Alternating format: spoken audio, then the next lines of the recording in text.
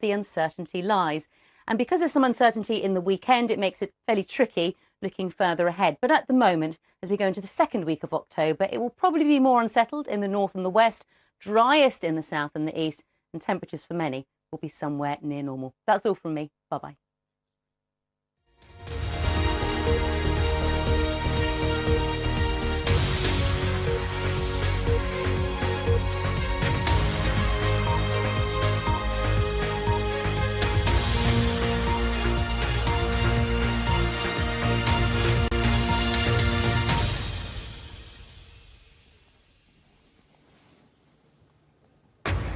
Indonesia digs mass graves for victims of the earthquake and tsunami that have killed at least 800 people.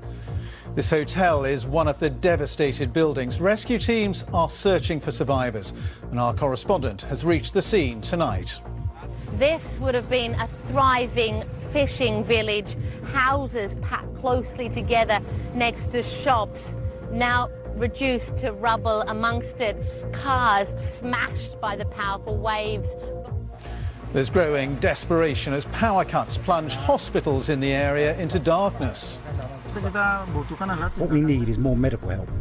We can't do operations because we have no power and we don't have a generator, so we're very limited in what we can do. There are fears the death toll could rise to thousands and questions about whether Indonesia's tsunami early warning system failed. Also tonight, Theresa May calls on the Conservative Party to rally around her Brexit plans. Boris Johnson describes them as deranged. New research suggests young people between the ages of 16 and 24 are lonelier than any other age group.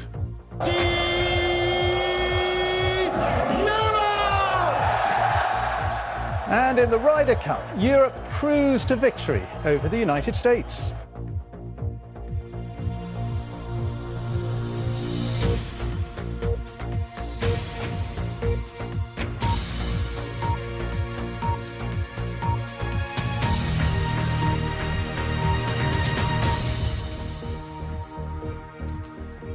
Good evening. The Indonesian authorities are digging mass graves for hundreds of victims of the earthquake and tsunami that hit the island of Sulawesi on Friday. The death toll currently stands at over 800, but officials are warning thousands may have perished. Well, the quake, with a magnitude of 7.5, struck to the north of the island, and it was followed by deadly tsunami along the coast.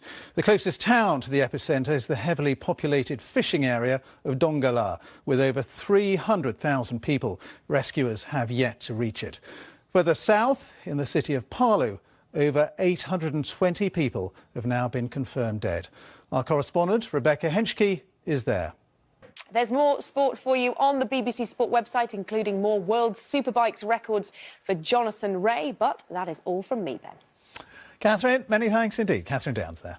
And that's it from us. Now on BBC One, it's time for the news where you are. Goodbye.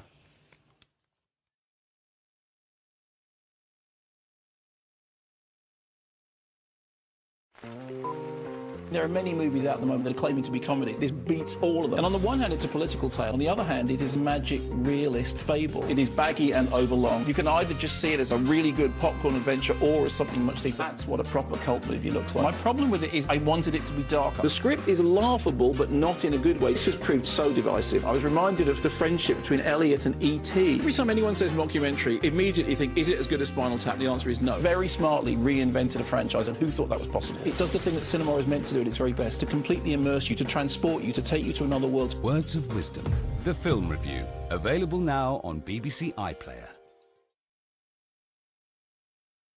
There are unsung heroes in every community. They organise and support groups and clubs of all shapes and sizes. It's time to elevate your unsung hero to superhero.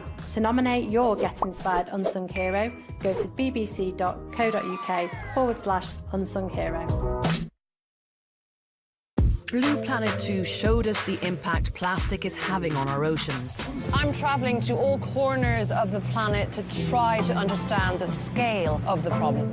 My God, just look at it. Can we turn the tide on this global catastrophe? He's in a really bad way, really bad. Will it ever be enough? I feel full of feelings I didn't quite expect would be so strong. Drowning in Plastic, tomorrow at 8:30 on BBC One.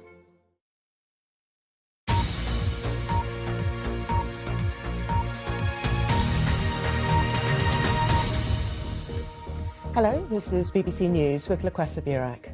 The Conservative Party conference has begun in Birmingham, with the Prime Minister calling for the party to come together and back her Brexit strategy.